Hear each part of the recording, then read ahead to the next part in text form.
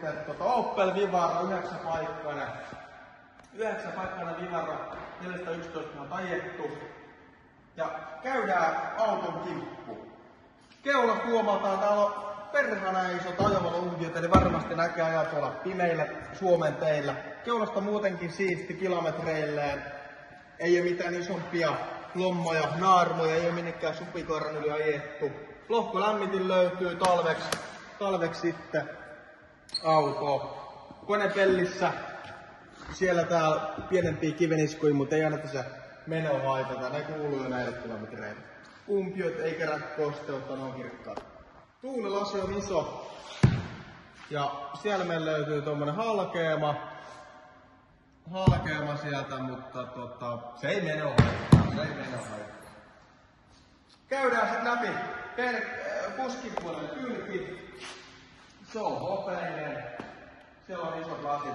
Mutta ennen kaikkea se on siistiä tuolla.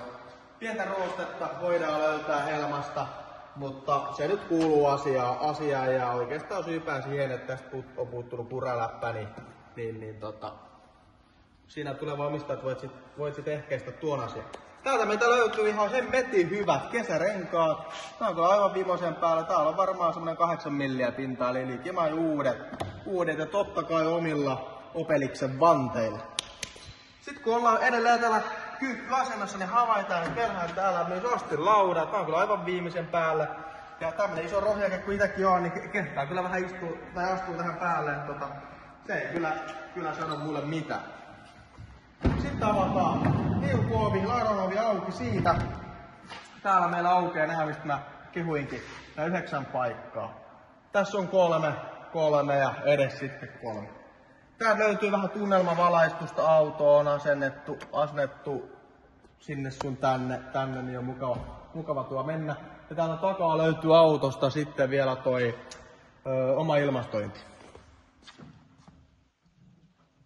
Juuri näin. Ja tänne kyllä kehtaa istahtaa. Ei muuta kuin siihen vaan ja menöksänä ääni lennoksi. Se on kyllä vimosen päällä.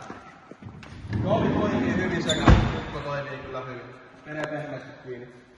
Täällä huomataan takakulmasta, että täällä on muutama, ei tääkään nyt ihan virheetön auto oo. Täällä on muutama naarmu sitten takakulmasta. On tosi pintanaarmuja.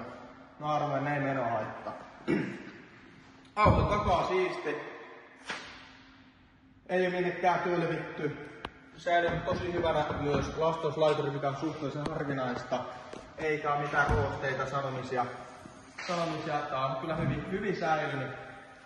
Ja täältä luukku auki. Meillä aukeaa täältä sitten talvikummi. Löytyy hyväkuntoiset nastat omilla vanteilla. Merkki on Pirelli. Kesärenkaat oli kuin Kiinan tinat, niin nämä on merkkirenkaat sitten. Niin pysyy tiellä hyvin. Ja tavaratilaakin löytyy autosta tosi hyvin, vaikka tosiaan löytyykin noin 9 paikkaa. Lopputiin. Sitten pelkään puolen kylki. Se on siisti, suora, ei oo kylkeen posauteltu siellä. Täällä löytyy sitten vähän erinäköinen astinlauta. Se johtuu varmasti siitä, että tällä puolella on myös sähköovi, mikä ei kauhean hyvin toimi, niin ei avata sitä tässä, että se on vähän kankkea käsin avata, mutta okei, Kyllä, mutta siinä on jotain pitää häikkää. Näin. Sielläkin pientä pintaruostetta. Helmoistahan auto on kivikova, mutta jotain pientä pintaruostetta löytyy. Kurkataan sitten vähän puskin osastoon. Tänne kun hypätään, niin täällä on kyllä kelpaa istua. Penkit, jopa kuskin penkki, ehjä, pelkään penkki, ehjät, siistit. Täällä löytyy hallintalaitetta, naviskaus jonkinmoista, on tuuletukset, ilmastoinnit ynnä muut.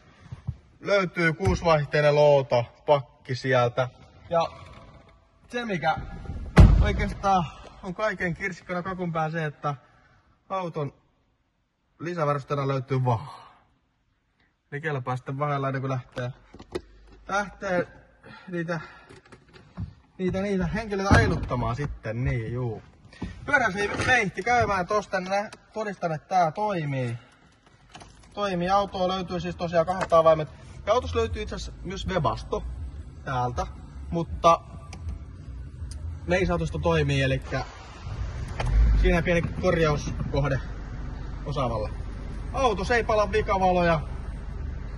Oil level correct, eli ilmeisesti viittaa siihen, että myös öljytaso on oikea ja kaikki toimii, pelittää. Syy huutokappaa on se, että autolla vaadii perhana paljon ajettu. Näin päin pois. Kaikin puolin siisti, tyylikäs, 9-paikkainen Opelis meille siis kyseessä. Onnittelut kaikille huutokauppaan.